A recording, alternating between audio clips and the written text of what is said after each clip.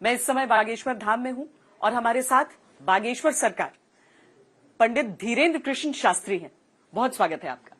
हम जब आ रहे थे बागेश्वर धाम की ओर तो रास्ते भर पोस्टर पोस्टर पोस्टर पोस्टर। जब एक बार मुख्य सड़क से नीचे उतरते हैं तब कहीं हरियाणा वाले, कहीं राजस्थान वाले, कहीं दक्षिण वाले, कहीं राजनीति वाले, सबके पोस्टर ही पोस्टर।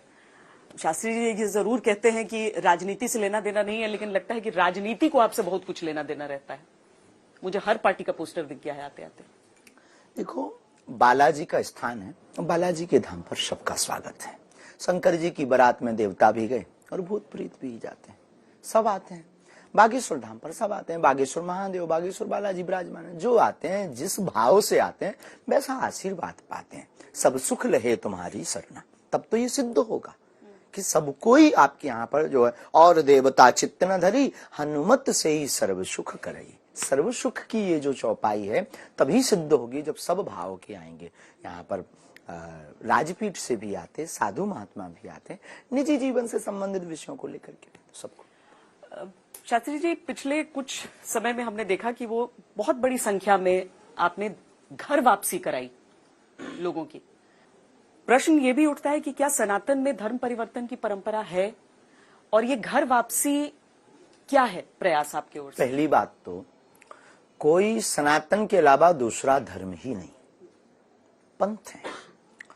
वैचारिक पंथों में अगर कोई भूलवश चला जाता है, जिस प्रकार पुत्र पिता से अगर कुछ दिनों के लिए अलग हो जाए और वापस सॉरी कहता हुआ, क्षमा मांगता हुआ आ जाए, तो पिता दुत्कारता नहीं, सहर्ष प्रेम पूर्वक उसको बुला लेता है। बेटा सुधर गया, आ गया है तो ठीक है, गले लगा लेता है। बस वही हमारे सनातन धर्म में हो रहा है, बागेश्वर धाम से हो रहा है। ये कोई बड़ी बात तो नहीं है, कोई बड़ा विषय तो नहीं है। हम तो उन पंथ के लोगों को भी सनातनी मानते हैं, ऐसे भी सनातनी। मौलाना मदनी जैसे लोग जो ओम और अल्लाह को एक कर देते हैं। हाँ, वो बहुत अच्छा किया, उन्हें याद आ गया सनातन, उन्हें खबर लग गई, इसलिए तो उन्होंने कहा कि ओम, और उसके बारे में तो उन्हें याद आ गया सनातन। सच ये है, देखो आपको बतावें, भारत का प्रत्येक नागरिक अपने हृदय पर हाथ रखे तो वो किसी भी पंथ का हो, उसकी रगों में हमारे राम और कृष्ण का ही खून बह रहा है। अब ऑफिशियली वो बोले ना बोले उसकी मजबूरी है, कैमरे पे बोले ना बोले ये उसकी मजबूरी है, पर उसकी रगों में राम कृष्ण का ही खून बह रहा है, तो सब सनातनी है। तो ये घर वापसी जो होती है उसकी कोई प्रक्रिया होती है, और क्या वो प्रक्रिया धाम की ओर से अलग है? कोई अलग नहीं। आए, हनुमान चालीसा का पाठ करवाया, मस्तक पर सनातनीय प्रतीक के रूप में जो तिलक है, भाल पर तिलक का विधान है, उस तिलक को लगाते हैं और भगवान के सामने प्रायश्चित करवाते, गंगा जल छिड़कवाते हैं, गंगा जल का पान करवाते हैं। गंगा ही एक ऐसी पवित्र नदी है जिसके स्पर्श से पापी भी तर जाता है। तो जो वैचारिक बदल चुके थे, क्या उनकी बुद्धि शुद्ध नहीं होगी? बिल्कुल होगी। इसलिए गंगा जलपान कर। आपके आलोचक कहते हैं कि क्या ऐसे ही हिंदू राष्ट्र बनेगा फिर? शायद। कि आप धर्म में वापसी कराना चाहते हैं सबकी? हमने सबकी तो नहीं कहा, हम तो सबको मानते ही सनातनी, और हिंदू राष्ट्र है था घोषणा की आवश्यकता है, वो होकर बहुत जल्दी।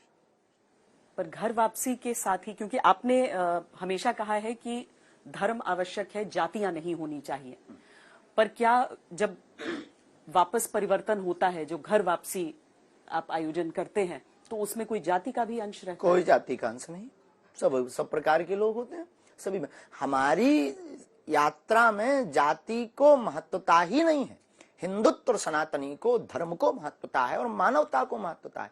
हम तो मुसलमान का भी विरोध नहीं करते, ईसाइयों का भी विरोध नहीं करते, उनका भी स्वागत। हमारे यहाँ तो सब कोई मंगलवार को आकर देखे तो सब पंथों के लोग आपको नजर आएंगे, यहाँ पर सब पंथों के आपको नजर आएंगे और सब प्रणाम करते हैं, सबका स्वागत है। और हम तो प्रत्येक भारतवासी को आह्वान करेंगे, आओ सनातन में चले। अन्य पंथों के लोगों को भी कहेंगे, आओ वापसी। आनंद, यहाँ देखो तो कितना रस है, कभी देखें? रस का मतलब भीड़ नहीं, रस का मतलब आनंद, रस का मतलब सनातन कितना व्यापक धर्म है। वसुदेव कुटुंबकम, उदार चरिता नाम, विश्व का कल्याण हो, कि एक सनातन ही तो है जो विश्व कल्याण की कामना करता, विश्व में मंगल हो। एक सनातन ही तो है जो विश्व की मंगल की कामना करता, विश्व में शांति हो। एक सनातन ही तो है जो विश्व में शांति चाहता है। तो हमने कभी किसी पंथ का विरोध नहीं किया। और कोई अगर राम जी के शरण में विभीषण जी आए थे, क्या भगा देते राम जी? आ गए तो आओ भी, वेलकम है, स्वागत है। उसी प्रकार अगर कोई आ जाता है तो स्वागत है। क्योंकि यहाँ पर घूमते हुए धाम में मैंने बहुत सारी चीजें देखी जो शायद दूर बैठकर लोग नहीं देख पाते हैं। एक नया चिकित्सालय जो यहाँ पर आपका बना है, वो भी मंदिर के ठीक नीचे है और वहां पर भी लोग अपना पहुंच रहे हैं इलाज के लिए। जो लोग आ रहे हैं, जो भक्त आपके आ रहे हैं, उनमें एक महिला हम लोगों से अभी मुलाकात हुई जो पढ़ी लिखी हैं और आई हैं और उनके बेटे को एक बहुत गंभीर बीमारी है और वो चाहती थी कि आप तक बात पहुंचा पाए। यानी कि उतनी आस्था है उनको। डॉक्टरों ने जवाब दे दिया और आपके दरबार में आई हैं। बागेश्वर बालाजी के दरबार में आई हैं। ऐसे में अगर ये आलोचना का आपका पुट हम देखें कि कुछ लोग कहते हैं कि वो लोग यहाँ क्यों जा रहे हैं, उन्हें डॉक्टर के पास जाना चाहिए, तो ऐसे लोगों को आपका जवाब? देखो, ज्यादातर जितने भी लोग हैं हमारे पास, कोई भी आता है तो सबसे पहले बीमार व्यक्ति को हम यही कहते हैं डॉक्टरी सलाह है। अच्छा, आप कहते हैं ये बात? हाँ, दुआ और दवा, हम दोनों के पक्ष। आप पहले लोगों ने अंध बातें सुनकर के हमारा विरोध किया है, अभी हमको समझा ही नहीं है। बागेश्वर धाम पर बालाजी ऊपर है, औषधालय नीचे। इसके पीछे रहस्य क्या है? पहले दवा, यहाँ ठीक ना हो तो मंदिर चढ़ जाओ सो दुआ, और दवा भी लो और दुआ भी लो, दोनों का संयोग होगा, आप बहुत जल्दी ठीक हो जाएंगे। अगर कई बार अखबारों में निकला है महामृत्युंजय के मंत्र से हार्ट की समस्या ठीक होगी। ये क्या है? ध्वनि चिकित्सा है। ये क्या है? ये एक पद्धति है, मंत्र चिकित्सा है। बागेश्वर धाम पर वही है। हम विरोधी नहीं है वैज्ञानिकों के, डॉक्टरों के। लोगों ने मान लिया, लोगों ने समझा नहीं हमको, इसलिए वो बोल रहे हैं। हमारी प्रथम कोशिश ये रहती, डॉक्टर को पहले दिखाओ, उसके बाद जब ठीक ना हो तो नासे रोग हरे सब पीरा, जपत निरंतर हनुमत बीरा। आज सभी रोगों का नाश करने की सामर्थ्यता हमारे इष्ट में है और वो ठीक होते भी हैं बालाजी की कृपा से।